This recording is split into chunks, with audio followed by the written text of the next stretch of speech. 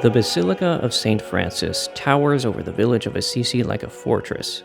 It's the first thing you'll see as you approach the village from the main highway, and it's an excellent viewpoint from which to admire the quaint little village in the valley below. Construction began on this basilica in the year 1228, immediately following the canonization of St. Francis by Pope Gregory IX. The church was formally consecrated in 1253 and has drawn countless pilgrims to the village ever since. In 1997, a significant part of the church was damaged in a major earthquake, which led to a 2-year restoration process and the subsequent designation as a UNESCO World Heritage Site in the year 2000.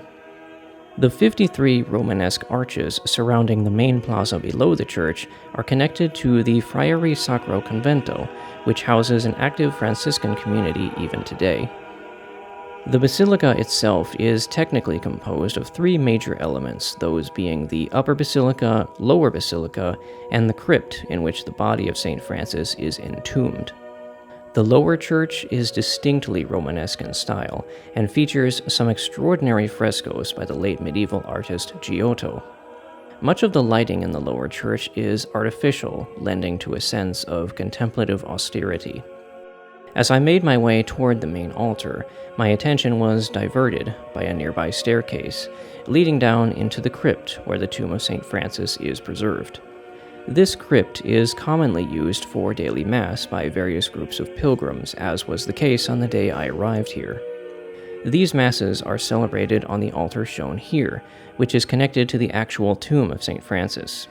A few of his closest friends were later entombed in this room as well. Leaving the crypt behind, I made my way up to the main altar of the lower basilica, which was the most brightly lit portion of the church, and for good reason. The frescoes painted into the vaulted ceiling above the altar are simply breathtaking.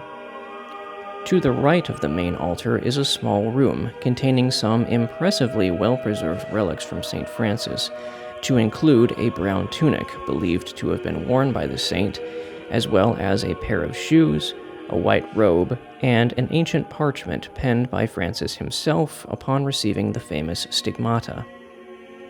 If you climb an additional flight of stairs, you will eventually emerge in the upper basilica, which carries a similar theme to that of the lower basilica, albeit with a few distinct differences. Unlike the Romanesque-inspired lower church, the upper church is undeniably Gothic, and the presence of windows allows for much more natural lighting to fill the room. This lighting helps to illuminate the many frescoes present which depict various scenes from the life of St. Francis. As I slowly made my way through the upper basilica, leaving these massive frescoes behind, I stopped for a moment to admire the magnificent altar in the midst of this ancient sanctuary before exiting through a narrow hallway to the left.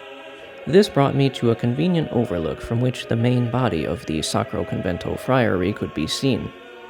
Walking a bit further, I descended a nearby staircase, which led me into a kind of middle ground between the upper and lower basilicas. There was a gift shop in this area, as well as a path leading back into the lower basilica, signaling that my journey through this complex had been completed. I would have to say that the Basilica of St. Francis is one of my favorite shrines thus far, although this has less to do with the church itself and more to do with the village it occupies. Even after centuries of industrial development, Assisi has somehow managed to preserve its identity as a simple, peaceful village nestled quietly into the Italian hillside of Mount Subasio.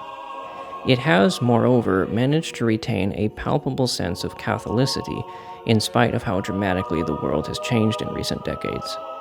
It is this fact alone which will certainly inspire me to return to Assisi in the days and weeks to come.